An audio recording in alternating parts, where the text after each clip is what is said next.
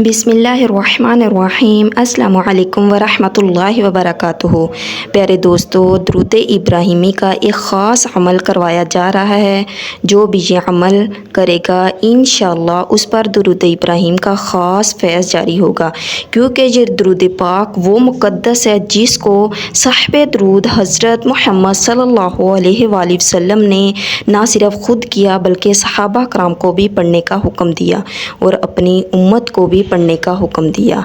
प्यारे दोस्तों, जब हम ज़ुल्हज्जा के पहले 10 दिन में इन बरकत वाले अयाम में इस दरूद पाक को पढ़ेंगे तो ना सिर्फ इससे हमारी परेशानियां हल होंगी बल्कि हुज़ूर पाक सल्लल्लाहु अलैहि वसल्लम की ख़ास तवज्जो हमें नसीब होगी, उनका कुर्ब हासिल होगा। इस अमल की ख़ास बात ये भी है कि जब हम इसको जिस मकसद के लिए, जिस परेशानी के लिए या जिस भी हाजत के लिए करेंगे तो इंशाअल्लाह हमारी जो भी हाजत हुई, जो भी परेशानी हुई, जो भी हम पर मुसीबत हुई वो ज़रूर दूर हो जाएगी। इस अमल को जानने के लिए वीडियो को मुकम्मल देखें, क्योंकि बहुत सी चीज़ें ऐसी हैं जो आपको लिखी नज़र नहीं आएंगी, लेकिन उनके बारे में तफसीलन में आपको बताऊंगी और समझाऊंगी कि वो कौन सा अमल है दरूद पाक का और उसको किस वक़्त करना है और किस तरह करना है। लेकिन इन सब चीज़ों को जानने के लिए वीडियो को मुकम्मल देखें। और सबसे पहले, अगर आपने हमारे चैनल को सब्सक्राइब नहीं किया तो सबसे पहले हमारे चैनल को सब्सक्राइब करें और मज़ीद ऐसी अच्छी वीडियोस के लिए बेल आइकन को प्रेस करें ताकि हर आने वाली नई वीडियो का नोटिफिकेशन आपको बरवक़्त मौसूल हो सके। प्यारे दोस्तों, आप मैं अमल का तरीका बताऊंगी कि इसको कैसे पढ़ना है और किस वक़्त पढ़ना है। इसको जानने के लिए वीडियो को मुकम्मल देखें और हर बात को गौर से सुनें।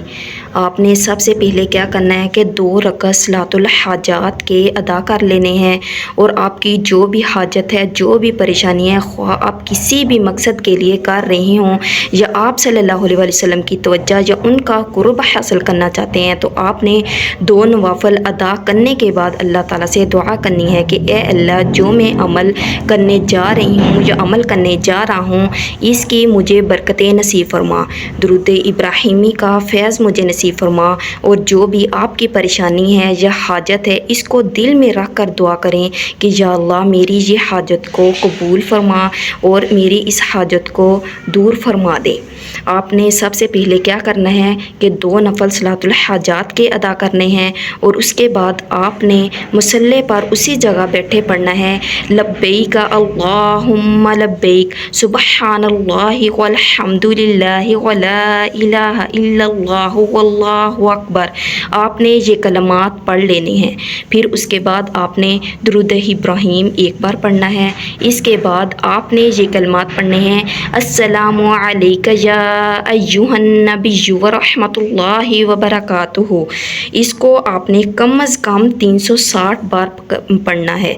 इससे आप ज़्यादा भी कर सकते हैं, यानी 500 मरतबा, 700 मरतबा या 1000 बार, लेकिन आप इतनी ज़्यादा बार नहीं पढ़ सकते। तो आपने क्या करना है कि कम अज़ कम इसकी जो कम से कम तादाद है वो 360 है और आपने इतनी बार लाजमी पढ़ना है।